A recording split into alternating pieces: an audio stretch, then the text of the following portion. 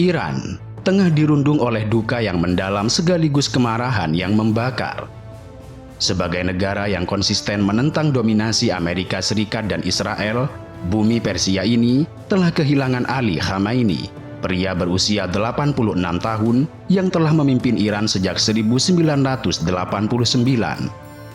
Bagi rakyat Iran dan para elitnya, kehilangan ini bukan sekadar kekalahan militer. Ini adalah sebuah penistaan yang tidak bisa dimaafkan.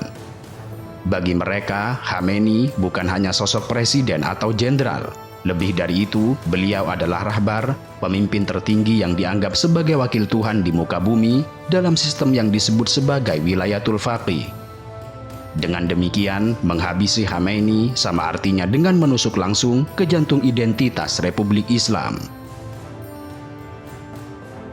Karena itu, segera setelah serangan yang menghabisi Khamenei dan di tengah putusnya jaringan internet serta serangan udara yang meraung di Teheran, Dewan Keamanan Nasional Iran membuat keputusan instan, tanpa keraguan dan tanpa ampun, bahwa mereka akan memberikan hukuman yang sangat berat untuk semua pihak yang terlibat. Iran tidak butuh waktu lama untuk memberikan pembalasan. Hanya dalam waktu hitungan jam setelah bom pertama jatuh di Teheran, langit malam di seluruh penjuru Timur Tengah menyala oleh ribuan pendorong roket balistik dan drone kamikaze yang diluncurkan dari 24 provinsi di Iran. Bagi Iran, Israel dan Amerika Serikat adalah satu kesatuan yang tidak terpisahkan. Oleh karena itu, target Iran tidak hanya terpusat pada Tel Aviv atau pangkalan militer IDF, melainkan menyapu habis aset-aset Amerika Serikat yang tersebar di negara-negara Arab. Terdapat sekitar 7 negara dan wilayah yang malam itu dibombardir amarah Teheran. Untuk Israel, rudal balistik Iran menghantam Tel Aviv dan Bet Shemesh, menembus sistem pertahanan Iron Dome dan Arrow yang kemudian memaksa jutaan warga Israel bersembunyi di dalam bunker. Sementara itu, untuk Uni Emirat Arab, pangkalan udara Al-Dafra, tempat bercokolnya militer Amerika, menjadi sasaran. Bahkan, serpihan rudal merusak infrastruktur komersial, menyulut kebakaran di hotel mewah di Dubai, dan melumpuhkan bandara tersibuk di dunia tersebut. Lalu kepada Bahrain, Iran menyerang markas besar armada kelima Angkatan Laut Amerika. Sedangkan untuk Kuwait, drone tempur Iran jatuh dan menghantam fasilitas di bandara utama Kuwait dengan target utama pangkalan udara Ali Al-Salem. Lalu Qatar, pangkalan udara Al-Udaid yang merupakan pusat komando utama operasi udara Amerika Serikat di Timur Tengah masuk dalam daftar merah bidikan rudal Garda Revolusi. Dan begitu juga terhadap Irak dan Arab Saudi, keduanya juga tidak luput dari serangan yang brutal. Skala serangan ini belum pernah terjadi sebelumnya. Geografi konflik yang biasanya terbatas pada perang proksi, kini meluas melampaui batas negara. Selat Hormuz memanas, sehingga rantai pasokan minyak global terhenti seketika. Teheran ingin mengirimkan satu pesan yang sangat jelas, bahwa jika kami terbakar, seluruh kawasan ini akan ikut terbakar bersama kami. Kendati demikian, ketika Iran meluncurkan rudal-rudalnya untuk menghancurkan apa yang mereka sebut sebagai entitas Zionis dan kesombongan Amerika Serikat, rudal-rudal itu tidak hanya dicegat oleh sistem pertahanan Amerika Serikat atau Israel. Rudal-rudal itu justru dicegat oleh sistem pertahanan udara milik Arab Saudi, Yordania, Kuwait, serta Uni Emirat Arab. Dari kacamata para mullah di Teheran, ini adalah pengkhianatan tingkat tinggi. Negara-negara Arab di Teluk ini adalah negara mayoritas Muslim, yang secara historis dan retorika, mereka seharusnya berdiri bersama Palestina, Lebanon, serta Iran dalam menentang hegemoni Israel dan Amerika Serikat. Namun sayangnya, realitas geopolitik justru berbicara sebaliknya. Negara-negara Arab ini telah lama melihat Iran dengan paham Syiah dan jaringan proksinya yang agresif sebagai ancaman yang jauh lebih nyata bagi stabilitas rezim mereka dibandingkan Israel. Oleh karena itu, mereka mengizinkan Amerika Serikat membangun pangkalan militer raksasa di atas tanah kedaulatan mereka sendiri.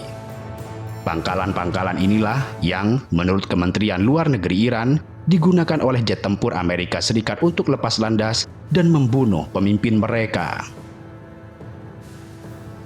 Bagi negara Iran, narasinya sangat menyayat hati. Mereka berdarah-darah membela harga diri dunia Islam, namun saudara semuslim mereka sendirilah yang membukakan pintu bagi musuh, menyediakan landasan pacu, dan bahkan ikut menembak jatuh rudal balistik Iran yang ditujukan kepada Israel. Menteri Luar Negeri Iran, Abbas Araghchi, secara terang-terangan memperingatkan negara-negara Teluk bahwa siapapun yang membiarkan wilayah udara atau pangkalan mereka digunakan untuk menyerang Iran, ia adalah target yang sah. Bagi Iran, negara-negara Teluk bukan lagi pihak netral. Mereka adalah kaki tangan pembunuh Khamenei. Mereka adalah belati yang menancap dalam punggung bangsa Persia. Republik Islam Iran kini berdiri di ujung tanduk yang sangat sepi dan berani. Mereka memang memiliki poros perlawanan, yaitu Hizbullah di Lebanon, Houthi di Yaman, dan milisi Syiah di Irak dan Suriah. Namun, kelompok-kelompok ini adalah aktor non-negara. Secara de jure dan relasi antar negara, Iran bertarung sendirian melawan kekuatan militer terbesar di muka bumi, yaitu Amerika Serikat, negara dengan intelijen dan teknologi paling mematikan di kawasan, yakni Israel, dan boikot oleh tetangga-tetangganya sendiri yang kaya raya, yaitu Blok Teluk Arab. Sementara itu, di dalam negeri, tekanan juga tidak kalah hebat. Iran baru saja kehilangan figur pemersatu tertingginya. Peralihan kekuasaan di bawah konstitusi Iran mengharuskan Dewan Ahli menunjuk pemimpin tertinggi yang baru di tengah situasi perang. Dan di saat yang sama, militer Amerika Serikat menyerukan secara terbuka agar rakyat Iran membalikkan keadaan dan menggulingkan pemerintahannya sendiri di tengah kekacauan ini.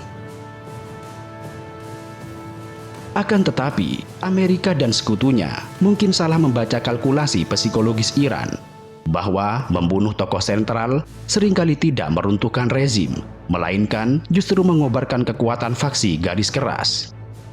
Garda Revolusi Iran kini mengambil alih kendali penuh. Mereka tidak lagi memiliki batasan politik.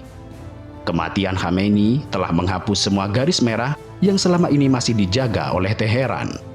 Perang asimetris yang selama ini dikalibrasi dengan sangat hati-hati, kini berubah menjadi perang terbuka tanpa batas. Timur Tengah kini telah melangkah ke dalam jurang yang gelap. Operasi Epic Fury mungkin berhasil mengenai target utamanya. Namun, seperti yang diperingatkan oleh para pengamat militer global, serangan udara tidak akan pernah bisa menggulingkan sebuah ideologi. Bagi Iran, perang ini kini menjadi perang suci. Sebuah perang eksistensial yang berlarut-larut. Mereka tahu pasti mereka tidak akan bisa memenangkan perang konvensional berhadap-hadapan dengan Angkatan Laut dan Udara Amerika Serikat. Kendati demikian, Teheran memiliki doktrin pertahanan landak, yang artinya mereka akan membuat siapapun yang menyentuh menjadi berdarah-darah secara ekonomi dan militer. Dengan memblokade Selat Hormuz, menghancurkan infrastruktur komersial di Dubai, dan menargetkan fasilitas minyak Saudi, Iran sedang mencekik urat nadi ekonomi dunia. Mereka ingin dunia merasakan rasa sakit yang sama seperti yang dirasakan Teheran saat ini. Pada akhirnya, di bawah langit yang dipenuhi asap dan puing-puing rudal, sejarah akan mencatat awal Maret 2026 sebagai momen di mana Timur Tengah meledak bukan hanya karena peluru dari luar, tetapi juga karena pengkhianatan dari dalam. Bagi Iran yang tengah berduka dan murka, tidak ada lagi ruang untuk diplomasi, dan tidak ada lagi saudara di Jazirah Arab. Yang tersisa hanyalah api, dan mereka bertekad untuk memastikan nyalanya membakar segalanya.